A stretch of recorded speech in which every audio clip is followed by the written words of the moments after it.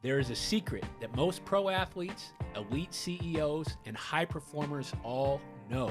They all have a group of world-class coaches working for them to help them optimize their potential. At SuperAthlete Radio, our goal is to provide you with the caliber of world-class coaches and guests to help you unlock your potential, dominate your industry, and dominate your life.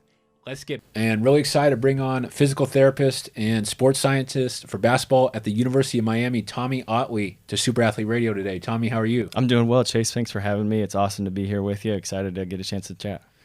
I'm really excited. And we were just talking, I forgot, but Eric, who you work with, who we had on a few weeks ago, that Tiger Tech technology is amazing. I know you're not using it specifically for basketball because they're not allowed to wear them on their arm when they compete in the ACC.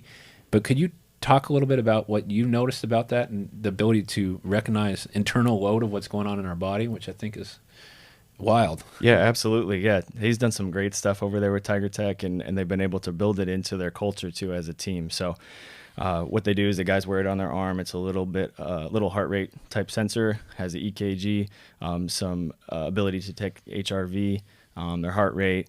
And what they use it for is for in meetings, they'll check if guys are stressed by elevation in their HRV, if that guy's depressed or changes in that they're able to detect. Sorry, I'll start over a little bit. But they use it in their meetings.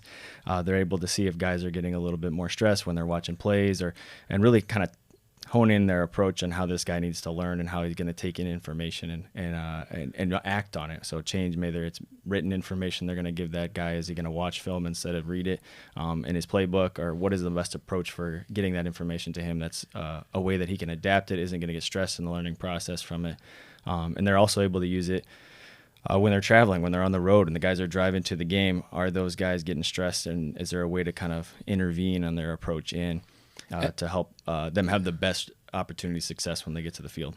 I think that's so wild. And then do you know what specifically they're looking at? They're looking at heart rate? Yeah, heart rate variability is one of their big things. And so they look at that a couple different ways, but the sensor itself is a really more reliable way of looking at that. You know, you have your Whoop bands and Oura rings. Those are using PPG sensors, so it's just light through the skin. Theirs uses an EKG leads as well, so it's actually electrical conductivity that's given some information on it as well. So pretty awesome technology used by the Department of Defense. And Miami football is kind of like the two big only people using it right now. Yeah, that'll be really interesting to see 10, 15, 20 years ago where that could go. Yeah, absolutely. In terms of learning.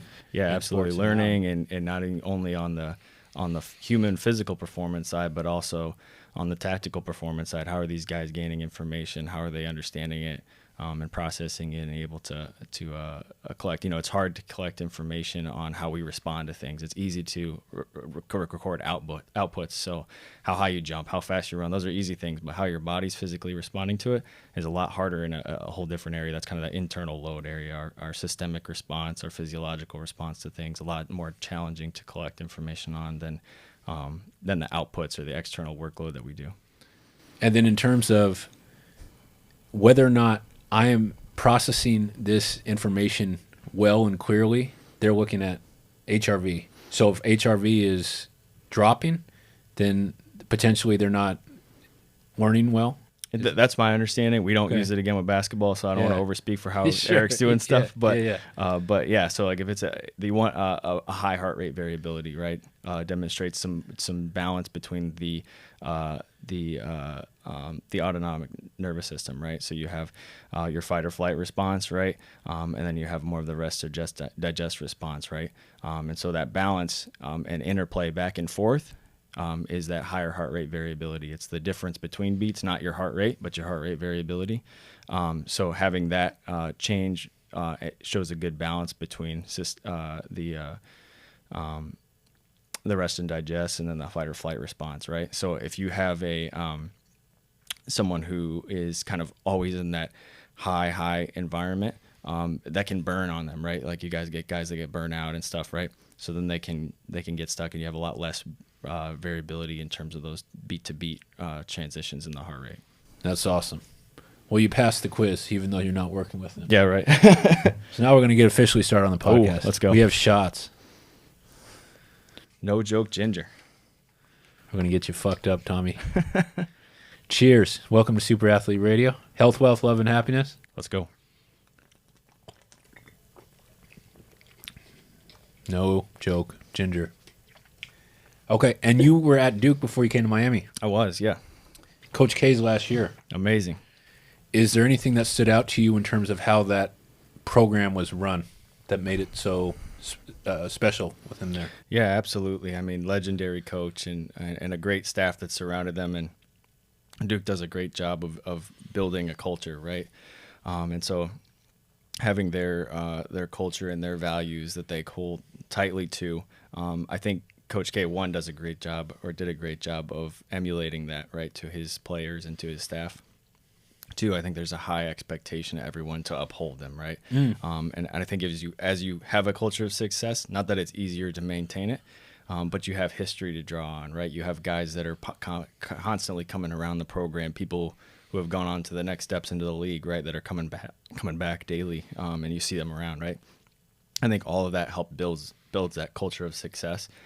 And then you have a couple of key pieces of people that are surrounding that team really well too, from like the health and human performance side too. So you have Nick Potter with the rehabilitation and sports science side as the director of high performance. You have their strength and conditioning staff, which is phenomenal. You have dietitians. You have kind of everybody surrounding that team to help kind of keep those guys at the top of their game and playing really well. And then what's something that someone from the outside looking in might not know about big-time college basketball in terms of the impact that has on players physically and mentally? Yeah, I think, sometimes behind the curtain, you don't really know what's back there, right? So with Duke basketball, it was really awesome to be able to see how those guys are taken care of, right? It's a constant process of getting information, getting feedback on how they're feeling, understanding not only what went into training yesterday, but what should we do in training tomorrow, right? How should it change? How should it modulate on how guys are responding to it? And then they're consistent pieces of a good strength and conditioning program that's foundational to the guys' unique needs, and having kind of spin-off pieces for guys that need a little bit of different work too. So it sounds like there's a consistent feedback loop. Yeah, absolutely. And I think their data capture is a big piece of that, and it's something we've tried to build as well here at University of Miami. And then what are you using now at the University of Miami in terms of data? Yeah, so we tools? use a wearable, a couple different pieces. We try to capture information on the workload and training volume that we're doing, so that's kind of one piece that we collect information on, both in the weight room and on court. On court, we use Connexon. It's a little wearable IMU sensor, detects changes of direction, how fast you run, how many times you jump, all that information, distance covered. And that gives us a good idea of what our practices look like, how hard they are, and how we can give information to coaches in terms of programming and how we want to plan for the season. Go ahead. Yeah, real quick on that. Yeah.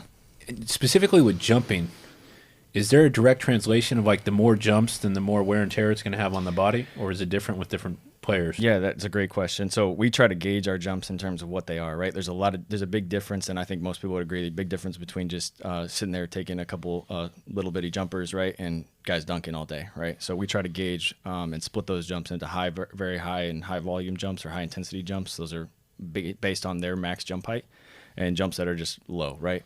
That doesn't mean low jumps aren't sometimes a cumulatively problem thing as well. So we'll look at that as well too, and see like guys who have had a history of tendonitis, guys who have tendonitis actively, what are we doing in terms of their workload to one, in the weight room and in rehabilitation, build up their tendon, build up their strength, so that they have more capacity, and bring the floor up, right? Mm-hmm. And then two, keep an eye on the ceiling when they're reaching those higher peaks, and see if we can adjust or pull things that they don't necessarily need to be doing at that moment. And I'm guessing how they land, it has an impact on that as well too, right? Yeah. It can, for sure. I know everybody's different. Basketball is a unique environment, and I know, like, similar to Eric's, you don't want to mess guys up that are really, really good at what they're doing too. Mm-hmm. But we'll look at some of our other pieces, our performance profiling, and so we'll do one thorough assessment in the weight room of what they look like, what are their capabilities, what are their strengths, what are their weaknesses, what's their balance. Two, we'll use force plates to determine a couple different things. One, their jumping capabilities, and then their max strength and their quickness too. And from that, we get a good idea of what we want to work on with them. Are they a good breaker? Do they need to work on their breaking ability, their ability to stop quickly?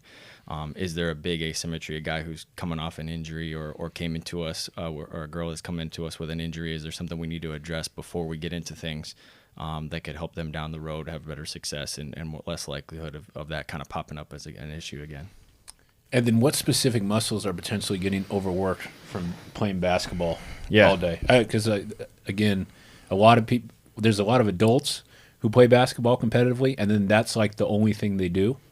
So they're not lifting weights or anything like that. And then there's a lot of kids who are super active playing basketball all day, every day, but they're not, basketball in the weight room is not. Sometimes they're a combative thing, right? Even at this level, right? So I think the big important thing is it's not supplementary. It's a big part of what we do, right?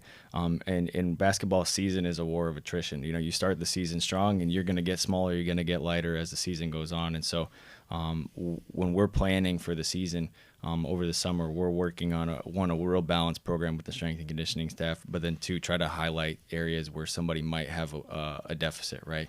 If their propulsive ability is lower than their cohort of other guards that they're surrounded by, or just compared to them in the past, that's something we need to address before we get into the whole season coming around. If they can't push off like they used to, if they're not as quick as they used to be, those are all pieces that are important. So we take a whole kind of holistic look at them. But from a standpoint of which muscle groups, like basketball is a very multi-directional thing. You're using a little bit of everything.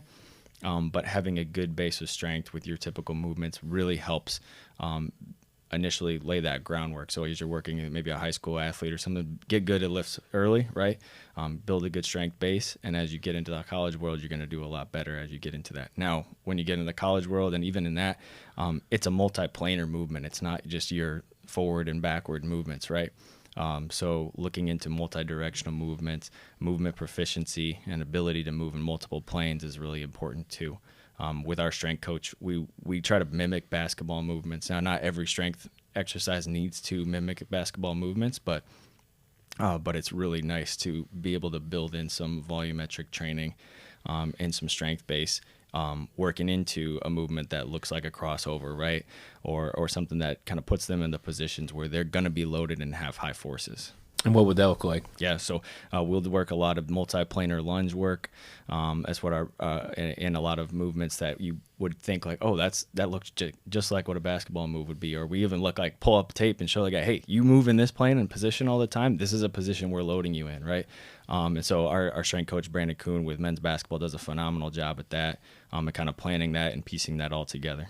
And then what do you feel like is the number one exercise strategy for just keeping a guy in front of you on man-to-man defense? Great question. Yeah, I think that's the key, right? Like, so from a defensive standpoint, being able to do that is extremely important. I think one, you got to have the athletic ability, but two, you got to have basketball insight too. So I think from our athletic ability, definitely having quickness and change of direction ability laterally, very, very important.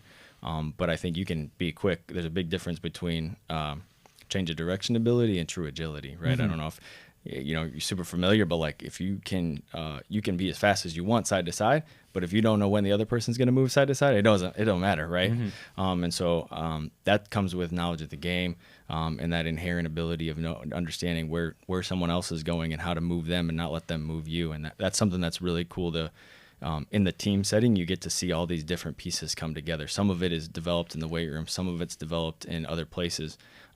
But a big piece of it is developed on the court during, workouts, right? And with their skill and in their coaches. So I think that's a really neat piece to see, both on Coach Larenega's side, Coach Meyer's side with the women, his team as well, is get to see how are these coaches kind of getting these players, one, who are, very, very elite players, good physical athletic ability, and getting them to be able to learn how to perform at their best, how to stop a defender, all that type of stuff as a team, right? It's not a one-man sport.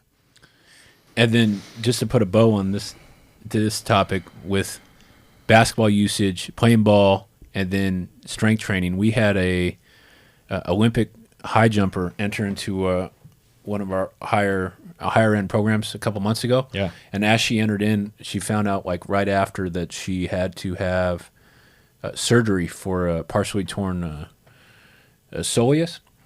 And what we found out was probably the reason why was because she was doing too much plyometrics with like no strength training, weight training. And just a point I want to iterate here, and maybe you can add anything to it, is that like when you play basketball and or when you do high jump or things like that, while you are working your body and you are training your body and your body is getting sore, you're not strengthening the muscles, you're working the muscles. Would you agree with that? Yeah, there's definitely importance of laying down a foundation of strength on top of things. It helps you be better. One, be better at plyometric activity, be better at quickness, be better at jumping. But two, builds tendon health, builds the ability of your body to be more resilient when you do experience those high velocity type movements like jumping, running, sprinting. So having that foundational strength, very important. I agree. And then your central focus beyond sports science is physical therapy, getting guys and women back as fast as possible? Yeah, absolutely. Fast as possible and as best as possible. And then what do you feel like the people that get back the fastest, what are they doing that some other people might not be? I think there's definitely a mental component too, right? To at least to the speed of rehabilitation. You know, we have our parameters of tissue's only going to heal this quick no matter what we do. We'll do everything we can, nutrition, rest, recovery, try to get you between sessions as recovered as you can. Sometimes that moves the needle a little bit. Sometimes it just doesn't from a research standpoint too, right? For ACL, there's some evidence that you don't want to come back too early, right? Or you're more at risk of re-tearing, right? So whenever we can move the needle, we move the needle. If we can't move the needle, we don't.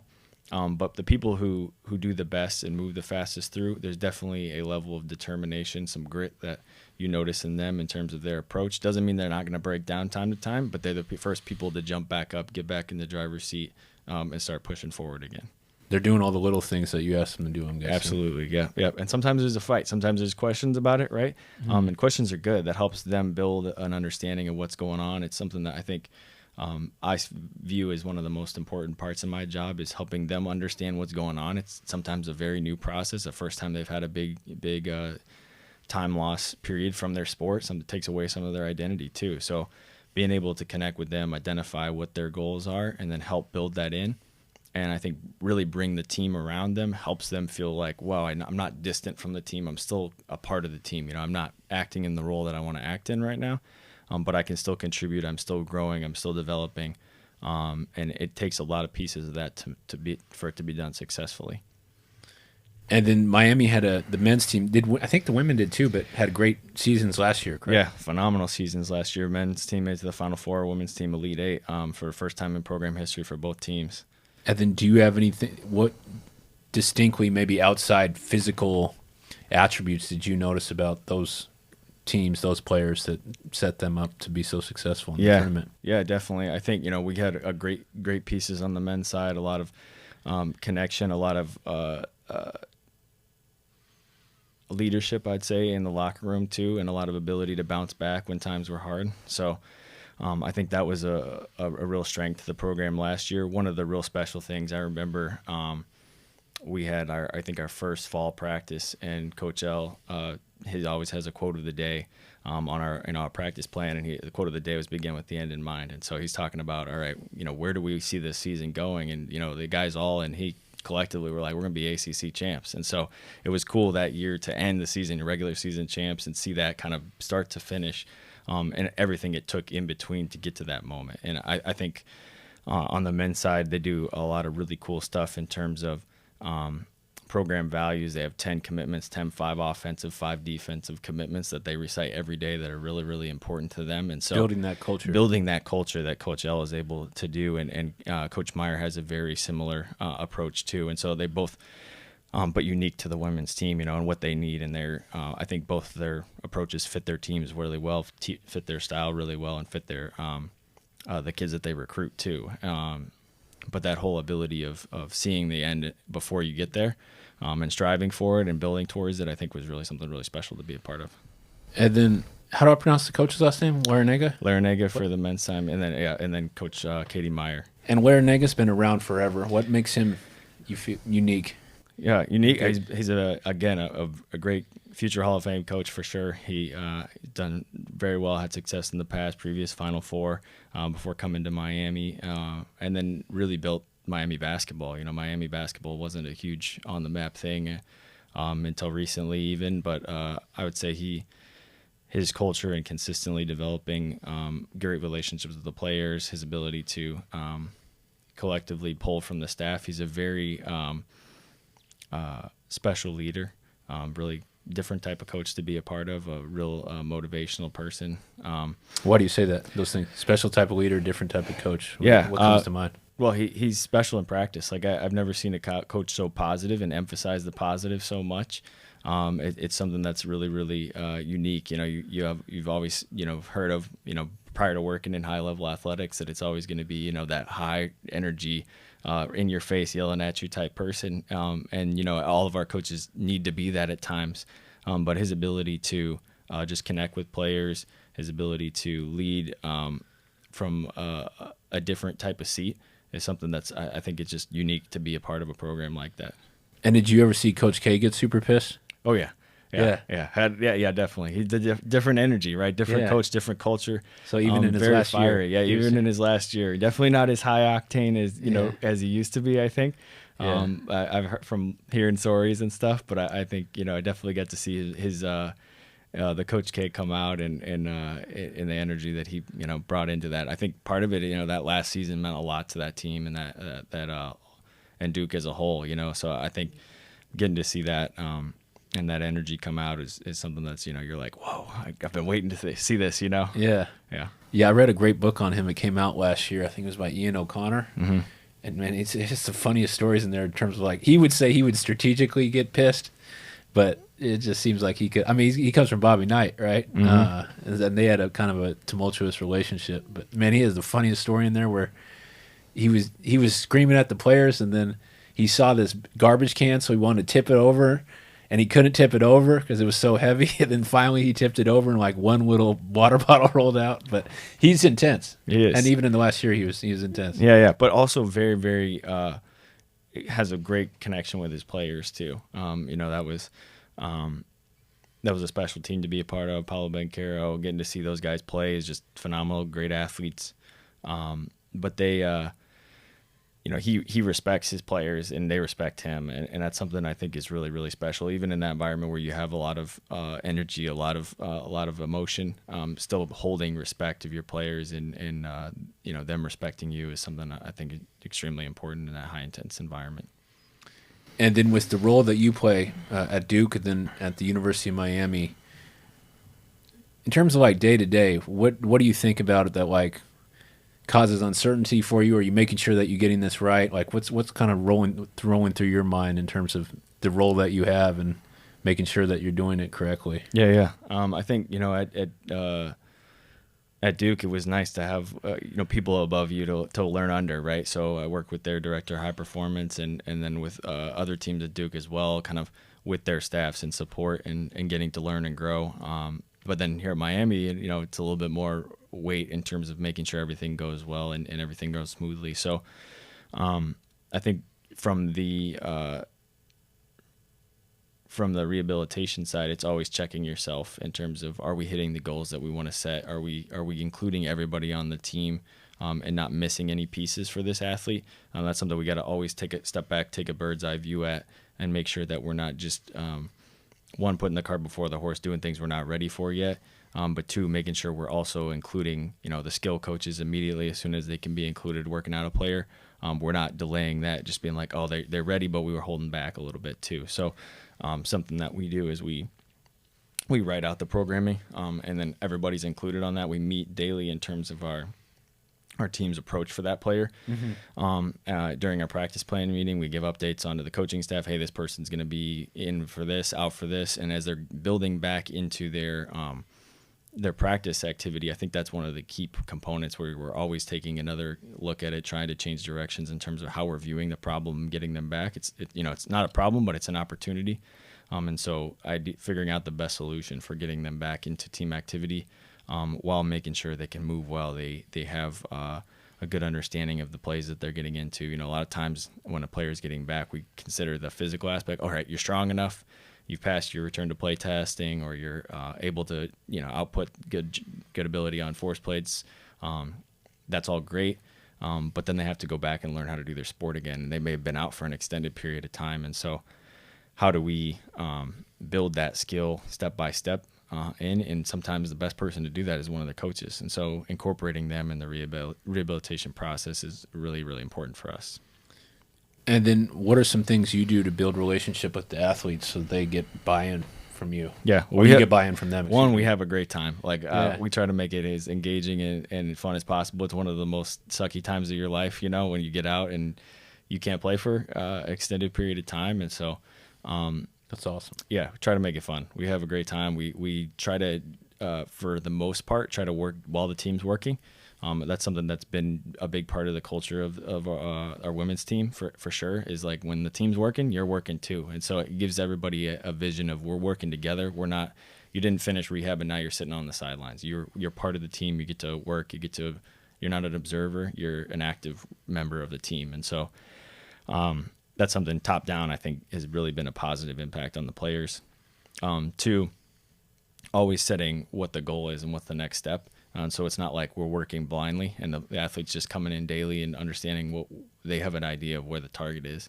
It doesn't have to be the long-term target. Everybody knows the long-term target is to get back playing and looking great out there, and get the opportunity to be a contributor again. But we look even before that. What is the next step? What is your next goal? What is your next goal? Can you hit today that's going to help you tomorrow? And I think that is a big factor that helps do that. And then another thing is we'll use objective measures to do that.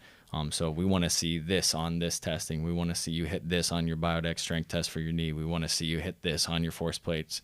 I want to see you hit this when you're shooting off the gun. Like you got to hit this percentage and that's the target, right? So it's kind of a holistic approach of what are ways we can give them incentives and ways to push the needle just on the daily basis. It doesn't feel like we're just shooting towards this endless target and I don't really know where I am from here to the finish line. Yeah, the brain is so goal focused. If you could bring them back to today, then you'll be able to.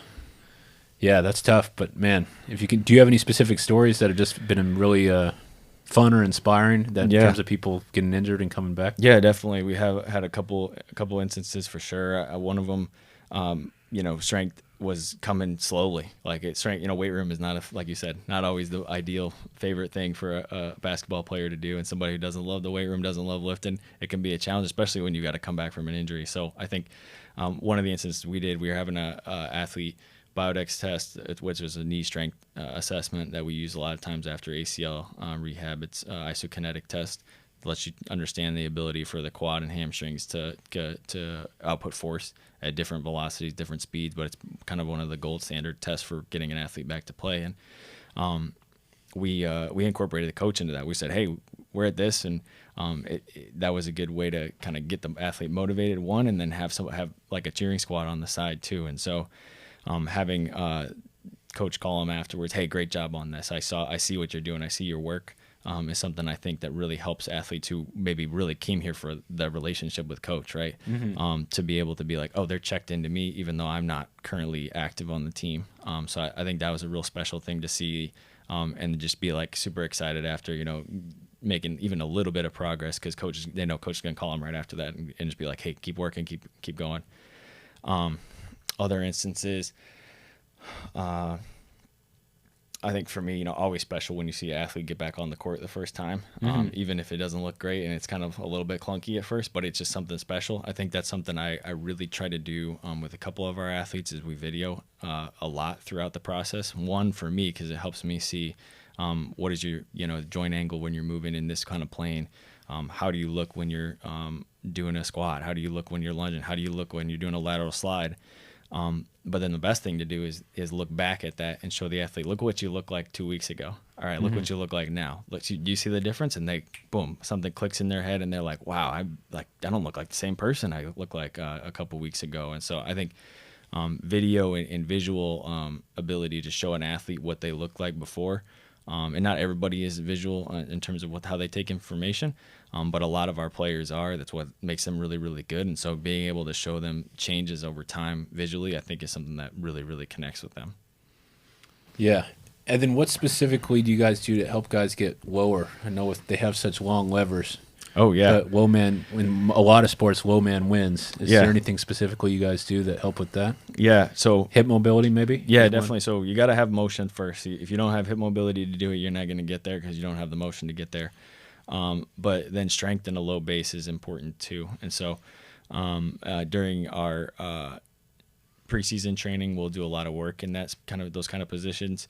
A lot of sled drag work. We do more extended time work in those kind of positions too, staying low, moving low. And then in the rehab side of things, that's extremely important too. And one of the things that you probably don't want to do a lot, especially after a knee injury, your body doesn't want to be in that position. Like standing up straight, right? It feels a lot better to stand up straight than it is to get down and things. So you got to build the ability and the capacity and strength to be in that position. But then we'll do a lot of work where we're just maintaining those positions, getting them into those positions. And one of the real cool special things we have is it's called Cane Sense. It's a couple IMU sensors that go on the knee. And we always preseason test our athletes, and we'll test them again serially throughout the year if they had an issue with like a lateral slide and some basketball specific movements. And it gives us information on what their actual motion excursion is from like knee joint angle. And their ability with a change of direction. How low do they stay? How is it symmetrical side to side? And another piece that we use for athletes coming back to play. Maybe you could help me with this. I need to stretch my hips more than I do. I feel like one of the big reason, well, this might just be excused, but the reason that I don't as much as I need to is like I have a hard time measuring it. Like my hips getting more flexible or mobile. Yeah. Do you have any advice you could give me on that in terms of what I could do that could be like a metric or a... Yeah. Well, you can just use range of motion for sure. Like Okay. You break out, they have little goniometers, right? People can measure your hip range. But functionally, I think is a nice, more easy way to do it, more adaptable way to do it. You can do that with a couple different things. You can look at squat depth. You can look at your ability to get into a lower squat. Now, that might not just be a range of motion issue. Could be something else, right? But that's something that can be used. A lot of stuff that we like to do is some cars. I don't know if you've done hip cars before, but it involves like kind of rocking back and forth, moving. That's controlled articular movements of the hip. And the ability to be able to see, I can rock this far now, I can move this far into hip external rotation, hip internal rotation. That can help you kind of get an idea of just visually real quickly, I've made a little bit of progress, my hips maybe feel a little bit tighter now they're not. That's a nice easy way to look at things too. And then the ability, I think another piece is having, you might have motion, having end range control too. So do you have the ability to control your strength at those end ranges, lift off, be able to control muscle? It's usually going to be weaker at your end ranges of motion, just because of the lever arm and your ability to contract in those positions. So working on like strengthening in those end ranges can be something that helps, while you might have mobility, give you control in those positions too. And then with the hips, there's the hip flexor, which I hear about all the time, hip flexor stretch.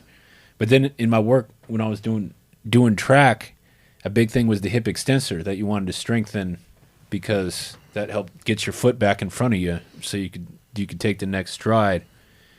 Are there any specific stretches for that you recommend? I haven't heard that much about when people talk about hip extensor and mobility. Hip extension ability is really important from an acceleration ability, an ability to reach top speeds and move at top speeds, having that range of motion. And so mobility work for the hip flexor, really important. Strength work for the posterior hip, really important too. Okay. So, but it is important to have a strong hip flexor too, so you're not in the position where you're necessarily too weak in the hip flexor, maybe having a hip flexor strain from overstretching, those type of positions too. But kind of name of the game, usually really building a strong posterior chain, strong ability to extend the hip forcefully, powerfully, and it is a kind of your muscular power point, right? And then having the ability to move into those positions, get into that hip extension, mobility wise from like the front of the hip flexors, yeah. And you have a favorite hip flexor stretch that you recommend, or hip stretch? Yeah, I love hip stretching when you're using other muscular contraction too. So we'll do like a hip flexor stretch, your typical kneeling one where you've got one knee on the ground, one knee forward, and instead of just rocking into it all day long and stretching out the hip flexor and then getting into your low back and kind of extending up from there, really work on squeezing your posterior chain while you do it. So you're kind of mimicking that motion that you're activating like you would be in a sprint or a run or anything like that. So you're squeezing your hip muscles like your glutes as you're doing it, and rocking forward, you feel a lot more stretch in the front of the hip. But it's also going to be a little bit more controlled in terms of what the type of movement it is. It's not just rolling through the rest of the motion that you have, kind of locks it out and gets a better stretch. That's great. And I got a question about my older son. I've been training them since they were like 2. Yeah. So I'm very proud in terms of how balanced they are in terms of athletically, in terms of different attributes they have. Yeah. But I got to take accountability on this because he's had this since he was probably like 7 or 8. So I'm guessing it's something that I did in terms of how I was working him. But he has a hard time getting his knee up when he's accelerating. Or in basketball, you don't even. He's a huge basketball player, so you're not even getting like top speed. Yeah. But it just looks like it's a lot to get the leg up as high. Is that, you think the hip flexor is weak, or is something overworked? Or what do you think I think it could possibly be weakness, right? But some of it is also just movement, coordination, and ability too. How old is he? He's now 14. 14, yeah. So probably maybe could be either. But I think, one, you can do some stuff strengthening the hip flexor. One of the cool things I like to do is I'll do skipping and stuff with band work. So you can put a band around the feet, really work on driving that knee up during the skip. Skipping and jumping is a nice component to build into that explosive takeoff type position, right, where they're driving up the knee. The other thing is just giving cues and filming it and kind of going back through it. You know, I'm not a track guy primarily, so it's definitely not my area of expertise, I'd say, but giving cues and external cues on what that you want that movement to look like, as opposed to just telling him, hey, get your knee higher. Giving him some target cues can be really helpful. So like imagine, like, use analogy. Imagine you're breaking glass as you drive your knee forward. Imagine it's driving through the ceiling. Those type of motion things usually connect with the athlete better, and using those external type driven cues usually have more success than if you're giving a cue. It's like, I want you to squeeze your hip flexor as you come up, right? Yeah. That just doesn't usually work as well as giving an athlete a target cue or something that's like a little more externally focused. And then I saw that you're familiar with P3, I'm sure, right? Yeah, oh yeah. They're considered best of the best, or amongst the best in terms of basketball performance. Well, I saw a really interesting article from their CEO last year, who said that lateral forces now they correlate better to basketball success rather than vertical jump. Yeah. Have you guys seen that as well? And then what do you guys do to improve lateral forces? Yeah, absolutely. Yeah, no, that's really interesting stuff, and we've had a couple athletes come in from them with some really cool information and data that we've been able to look over with them too. I think lateral force is a real hard thing to measure. You know, the nice thing about having force plates, having ability to kind of measure things into the ground, is your typical assessments are more vertically driven. You know, most of the force plates on the market that you'll see from like Hawken Dynamics, Vald, those are usually force plates that just get vertical ground reaction force. So it's only the force going, you put vertically into the plate that it measures. It's kind of like a really, really fancy bathroom scale, right? Where force plates in a lab, you might see they might get movement in all 3 planes. So if you step on the force plate laterally, it'll show you that it's measuring that force laterally, not just the vertical component of that force, right?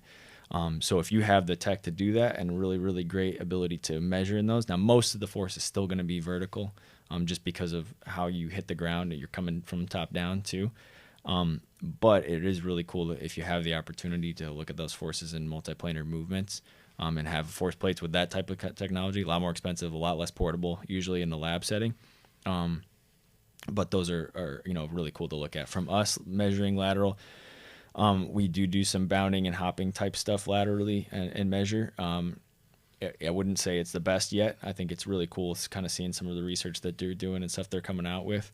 But it definitely gives us some really cool stuff to try to chase and give us some idea of stuff we could be looking at as well.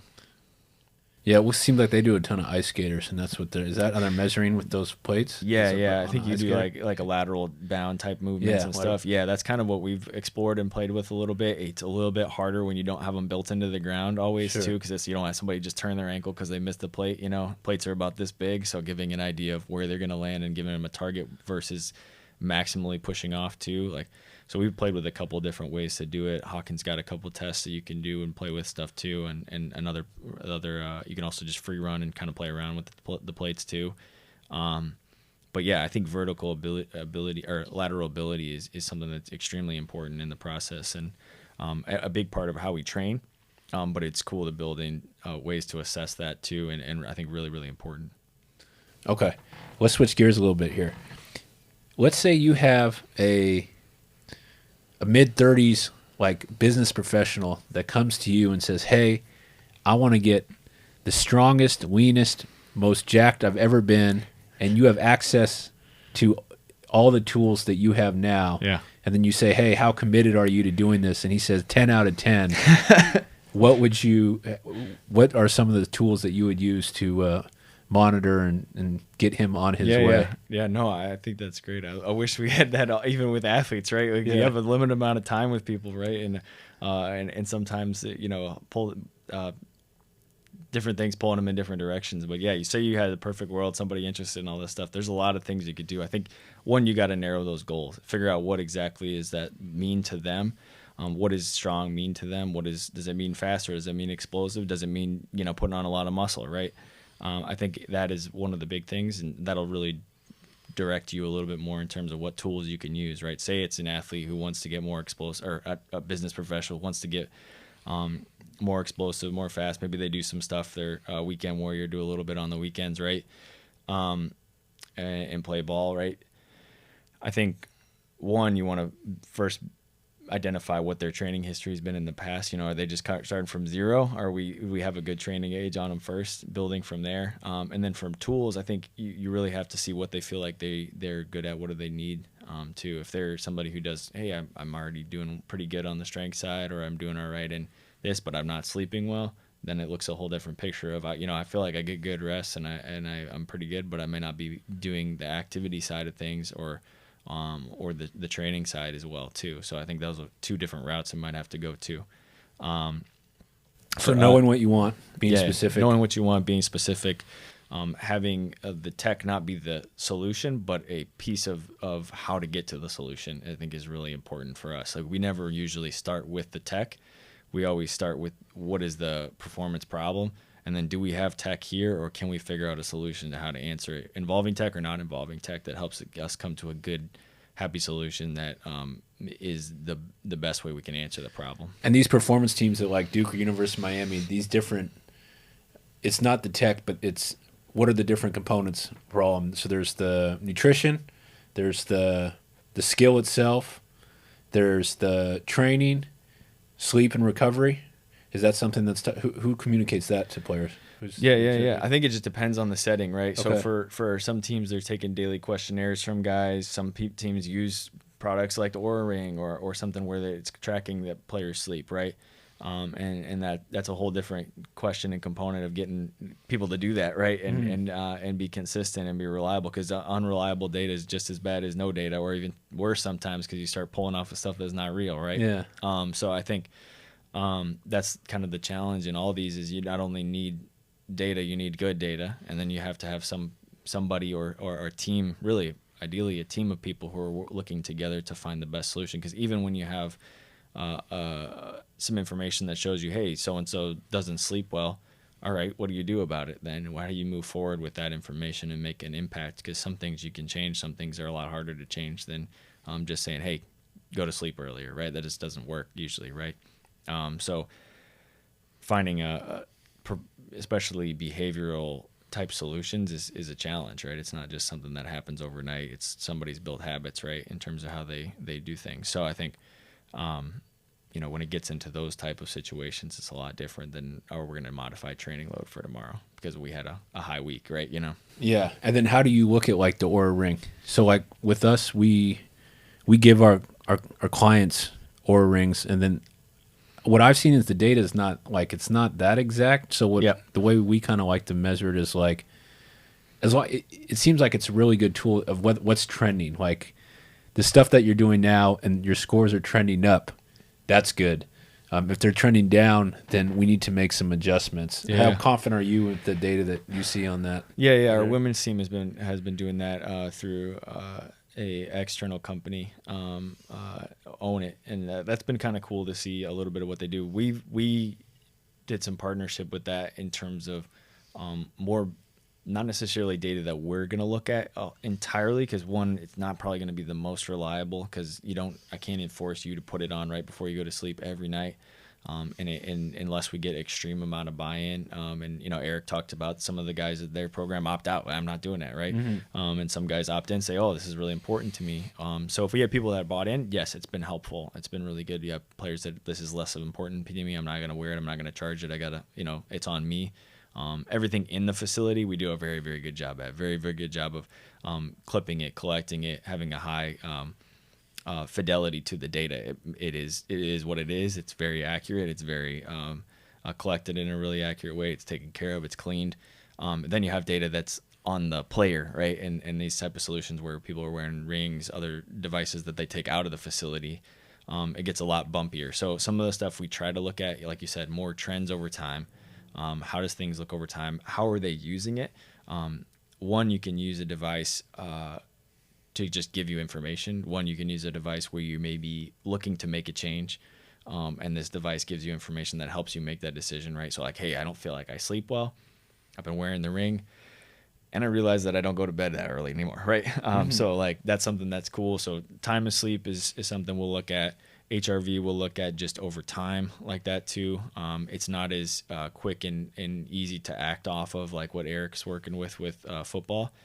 That's very granular, really, really good data. When you're looking at stuff where it's a little bit more on the athlete and it's a PPG sensor and it's a little bit harder, it's a little bit less like, oh, we can look at what they were doing during this meeting, right? We can't do that necessarily very accurately.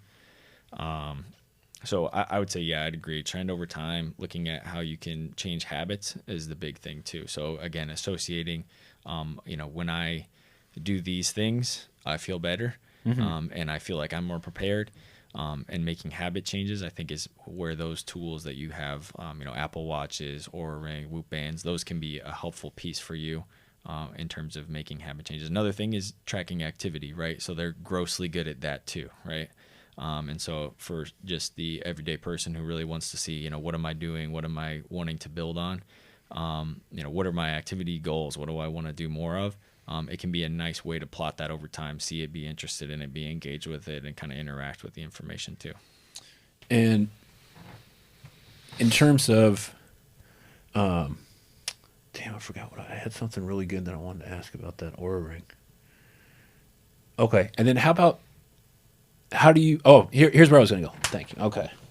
Thank you. Optimal cognitive functioning. We get a lot of questions here of like, there's so many different perspectives on the internet. Like so many people say this is the best training method. So many people say this is the best fitness method. I don't know who to listen to. And then my answer is always the same, is always I think you got to reframe what's going on. I think that we live in a very special time in human history where, like, for the first time ever, like, it's legal in almost every state. You don't even need a third party. You can order and have a blood test done at your house. You can get a biometric wearable. You can, what still happens with athletes now, even with all this tech, is one of the things, how are you feeling? How did you sleep last night? How much energy you have?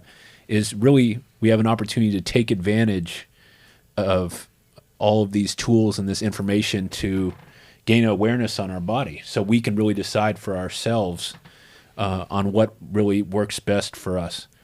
Do you agree with that? And do you have anything that potentially you think could add on to someone who says, who the fuck am I supposed to listen to? Because everyone's saying... No, it is a very unique time. Like everything is so accessible. Information's accessible, and health information is more accessible too, right? Like, what does that mean for me? And I think, one, it can be scary and dangerous at the same time, right? You have so much that's accessible to you, so much, and being able to narrow down what's important for me to act on and what can I act on is a challenge too. So I think, personally for me, like I track my own sleep. I track stuff.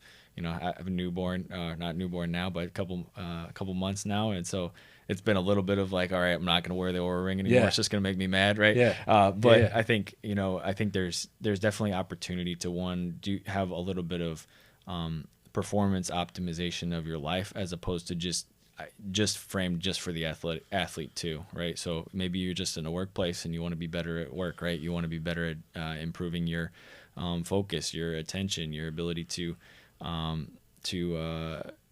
to be physically fit, right? There's a lot of opportunities to do that with everything out there that's accessible. I think one of the challenges, there's not a good place to just look and say, oh, this has got all the good information. Everybody's got a little bit of piece of great stuff, and a lot of times there's not a whole lot that's novel. I would say even with everything that's out there, a lot of things are being done and then being done again in a slightly different twist. Somebody calls it something else, somebody does something different, and so taking a step back and not being overwhelmed that, sometimes the foundational stuff works well. And usually the best program is the program that you're going to do. And so working into doing that first and making a step and action towards it. And then if it's not working for you, adjust it and move on. Yeah. I love what you did by tossing the Oura ring for a little bit. Cause that's the central theme of what we're doing here at SuperAthlete is like, we want to be relentless in providing the tools that you can have to help you optimize your body, your energy, your mood, your hormones, your nutrition, all that stuff. And then on the other side of that is we want you to be able to dominate no matter when that shit all goes wrong. Yeah. And it's sideways. And then, so with that, do you have any specific thoughts on how people should kind of view this data in terms of how it impacts their day-to-day and how they should view it in a way that's most optimal for them? Yeah. I mean, I think one of the big things a lot of these devices have is like a strain score, right? Or they'll even tell you when to work out, not to work out. And so one of the things that I always tell our athletes right off the bat is like, all right, don't listen to that. Like, we might practice today still. So if your Oura ring said you shouldn't do activity today, don't tell coach that I told you that, right? I'm sure Coach K would be very receptive. Yeah, any of the coaches, right? Doesn't matter which coach. So I think one of the things we do with that is be mindful that the device, that's an algorithm, right, telling you what to do, right? So being mindful of that. Look at the trends, look at the raw information if you can, and have the ability to do that a little bit more. And then at the end of the day, when we get, like, I think we always think about it for us, like postseason is the most important, right? You got to have a good season to get there. You got to have a good all that first, but postseason is going to be draining, right? It's not going to be I ask them their rate of perceived exertion. Nobody's going to say, oh, I feel pretty good, I feel light, right? Everybody's going to be fatigued, right? And that's across the board. That's every team that's competing, right? Everyone may be doing a little bit job sleeping, a little bit job recovering, and trying to, have that edge. But at the end of the day, you got to go out and compete. And so I think something that I've gained a good perspective on, I was talking to a couple former Army guys and talking about how, we want to optimize performance. We want to do all that for our guys too. But at the end of the day, grit and resilience is something that's an important aspect too. And so I think, we can do all these things and have these pieces put in too. But at the end of the day, you got to go out there, step on the court and play.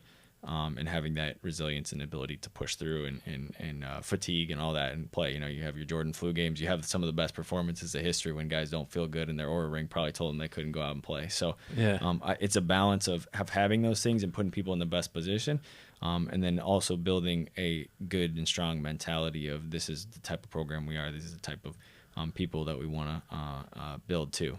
Yeah. Competitive greatness. I love that. Yeah. And some of that, I feel like it can be learned, but some of it feels like it's a little inherent too, to just the personality type, the person, right? So I think that's some really interesting stuff that, you want to make an impact on people with, even if it's in the rehab process. Grit and resilience for us is extremely important for kind of making it to the finish line and getting back. Yeah. I agree with you that it's probably part genetic and part learned, but just understand that it's a valuable skill in any competitive arena to be able to have those things in competitiveness. Yeah, there's a sports scientist named Clive Brewer. Oh yeah, are you familiar with Clive? I know Clive. Yeah. Okay, he was on the show a couple months ago, and he talked about when he was with his track record's crazy. I mean, I know he's a sports scientist, so he Clive's done a ton, man. Yeah, and every team he's gone on, they've gone to the playoffs. So what? And he was proud of that too. It's not like he should be. Yeah. But he was talking about when he was with the Blue Jays, they would have the Oura ring, and the pitchers, when they would pitch that night, like they would come up to him and they'd be like, "Hey, Clive, my Oura ring says I'm at like a 50. You think I should pitch tonight?" And it was just this fucking mentality of like, I don't care what this says. I want to go out and do what I do. Yeah. So I think that's like, it's just finding that Yeah. balance and using that data. I just cross my score out sometimes. I'll just cross it out and put something else on there. Yeah. That's like just a mental frame. Mm-hmm. You got to find what works to Yeah. to use that. And again, I just think the trends piece is where to really to look at that. Okay, and then with your time working with these high level programs, is there anything specific that you've noticed with the best players that they all kind of share, or the majority of them you've noticed that they've shared in terms of traits or attributes outside of physical skills and genetics and things like that? Yeah. That's a great question. I think everybody's different too. I think that's one of the unique makeups of college athletics is everybody's coming from a different background. Everybody's got different experiences that make them who they are. But I think one of the uniting factors that I've seen is a confidence, right? If you're at that level, you have to have some type of confidence that is a little bit unshakable. Guys that you're not going to hit every shot, but your ability to just go out there and be like, yeah, I'm making the next one and take the same shot over and over again and make it, to me, sometimes I'm like, man, I wouldn't have taken that shot, right? But just the internal confidence that that's going in is absolutely, insane to watch sometimes, I think, so I think that's definitely a piece and just a little bit of unshakable confidence. Some level, like we talked about, of resilience or grit to be able to go out and do it over and over and over again. And then I think, you got to enjoy what you do too. I think the players that are the most successful and the most engaged, enjoy it. They love it. Like it's not a work for them. It's not a second job. It's their favorite thing to do, So all these other pieces sometimes, and that sometimes can be the hard part, is like, how do you get them to enjoy the strength side? How do you get them to enjoy this? They love basketball. But framing them all as pieces that help them do that better, and help them be better at basketball, help them be available. The best ability is availability. So if we're keeping them there, then, that helps them be engaged in it, engaged in the process. Yeah. 3 things. So you said you got to love it. The first one really resonated with me, which we haven't heard yet when we asked this question. It's the unshakable confidence. Yeah. To have kind of a disproportionate confidence. And what was the second one? Oh, grit and resiliency. Grit and resiliency, and then just love of it, like the love of the game, love of whatever they're doing. It's got to be, you have to have that desire to master it, that desire for mastery of what you do. And it seems like those 3 things go together. I think they do. Yeah, I think they go really well. And I think that's not just applicable to basketball, right? That's applicable to any activity. If you're PT, you love it, you want to get better at it. You're a strength coach, you love it, get better at it. Like all those pieces come together really well, I think, for multiple things. Okay, and then we talked about this earlier, but just I want to get it with a clarity because I think because it's pretty rare in terms of like your experience. Both places you've been on the men's side, they have Hall of Fame level coaches. What's the number one thing that stood out to you about Coach Krzyzewski, Coach K, that it's like, wow, this guy's great? I think just the culture that he built with culture of excellence, within the team is just really, really special. I think you can call on a lot of things that make him who he is and what he's been able to accomplish, but just the culture of discipline, the culture of respect within the team, and how everyone kind of walks and carries those values, I think is something that's very special. He's also someone that, the guys are still part of that brotherhood, right? Yeah. Like, so the Duke brotherhood, they call that's something that's like very, very palpable when you're there. You have a good idea who the brotherhood is, what that means, and what that entails being part of as the guys that are on the team. And so being able to outside, even when you're on the staff, outside looking in, see that and what he's built with those guys, I think is very, very special. So just the ability to build culture, and maintain it longitudinally over time, that's challenging. And so I think just being able to build that, and some success oftentimes breeds success, but there's periods when it's not successful, and to be able to maintain that culture, I think is really special. And then number one thing in terms of Jim Larinaga, in terms of Hall of Fame coach take away from him that Coach why he's L, so you know, great? usually you would think a coach that's been around for a long time, adapting to a new, you know, a lot of new stuff that we brought with us to the team, you know, and with in bringing in sports tech, some in sports science within the team, you'd think it would be like a little foreign, right?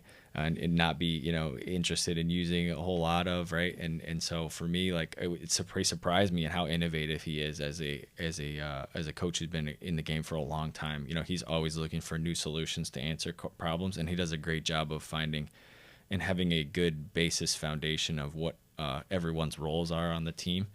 And so he's able to piece those solutions together with the information provided to him, and it's not didn't take a whole lot of work. Like that Yeah. surprised me. I thought, oh, we're gonna bring in the stuff, we're gonna have external load monitoring consistently, we're gonna add, you know, athlete profiling stuff a little bit more, and his ability to adapt to it, take information in and do and work with it is like very, very impressive. You know, he uses it as a feedback tool in practices, how we change practices, how we modify, and for him to be able to just like you give him information and he works with it is like really surprised me, like in terms of how effective he was able to just quickly like integrate it into their system. So I think he does that really well. I think the other thing is just his connection with the players. Like he has a very positive culture of the team, like I said, and being able to maintain that with the team is special on his side.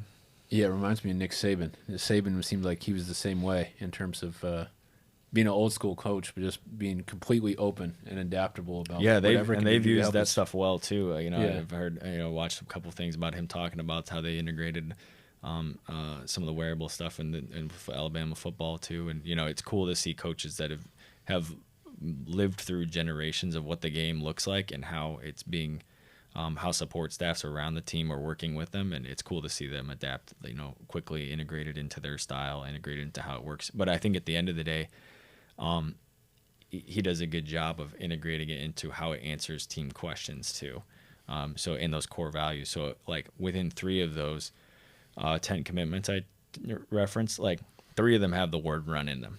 And so running is extremely important to, you know, our team, and the ability to run for layups and open threes, run and get back on defense. Those things are really important. And so one of the metrics that we look at consistently is like distance covered at a high intensity. And the ability to, you know, it's not sprint distance because it's not open field. You know, we don't really ever reach a huge top speed in a basketball court. But but that, and then the percentage of distance that we're covering at that high speed. Or, you know, are we covering most of the time, or are we like jogging back and then hitting some, you know, good top speed runs too? And so that's something that we'll look at granularly or just as a whole in a game too, is what does that look like for us? You know, we're a good fast break team in the past, you know, so I think that's something that's really cool for him, and he loves seeing is that ability to, you know, move at a high speed and consistently, you know, a value that's instilled in his program, be able to have a quantifiable outlook on that too. Which is part of their culture. Which is part of their culture. Which is part of their culture, yeah. Yeah. Great stuff. All right, Tom, we're going to end here on some rapid fire. Yeah. Best book or research paper you've read in the past year? Best book, I love Mastery by Robert Greene. I think that's something that I've been, you know, have dove into. I reread it and re-listen to it. That's my favorite Robert Greene book, yeah, too. absolutely. So just ability to kind of develop mastery in a certain subject area, you know, and continue to grow and develop. I think for me, it really helps me return to it. And go, oh, well, I felt like I grew. Now I need to grow more. How do I, you know, harness the people around me's abilities to make me better too? And then in terms of, to follow up to that question, where is your brain right now, or what are you kind of focusing on and putting your attention to in terms of improving and growing? Yeah. So I'm really, one of the big things that we're working on, you know, and I'm trying to continue to understand better is for our ACL rehab stuff is arthrogenic muscle inhibition. And so that's a big thing for in layman's terms, your quad shuts down after you have ACL surgery, doesn't want to come back, right? Yeah. So that's something that consistently is a huge problem, you know, in terms of your typical graft types. If you have a patellar tendon graft or a quad tendon graft, you see that muscle inhibition for an extended period of time. And a lot of times people will say, they're not strong enough. They didn't get strong enough. Well, they're training hard. the muscles just not taking, right? Almost, you know. So not firing. Yeah, so giving so trying to delve deeper into ways that we can decrease that in the rehab process, build strength, and diminish inhibition is something I'm really trying to dive in, read a lot of, get better at. There's some cool stuff on icing muscle activation, using neuromuscular stim, some really cool options in terms of how you can kind of get it firing at first. But I think that's something that once oftentimes we get the quad going after surgery, we forget about the inhibition part and we just go to strengthening. When the inhibition part didn't go away entirely, it's still there a little bit. So how do we kind of continue to look at that in the rehab process and build from there? And then biggest mentor you've had in your life? Biggest mentor I've had in my life? That's a great question. My dad, for sure. I would say, yeah, he laid a tremendous impact on me and my ability to connect with people and talk with people. He worked for Dale Carnegie for a long time. If familiar with how to win friends and influence people. Yeah, so he was with them for like 30 years. So, brought me along. He taught me, you got to talk to everybody you see, connect with them, build relationships, and then,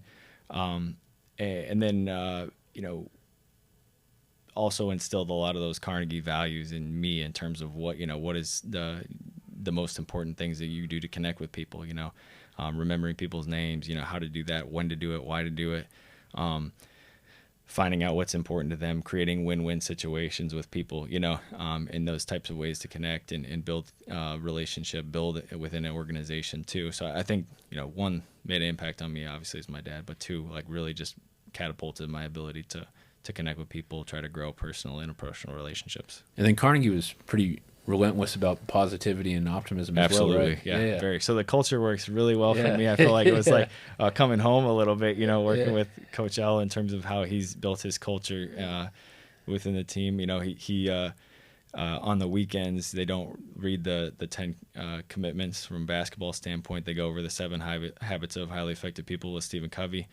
So like the team's out there reading them, on the sideline. So it's kind of cool to have those similar things that were instilled in me as a kid and growing up, and then be able to see that in the environment that I'm working in now too. That's beautiful, man. That's so awesome.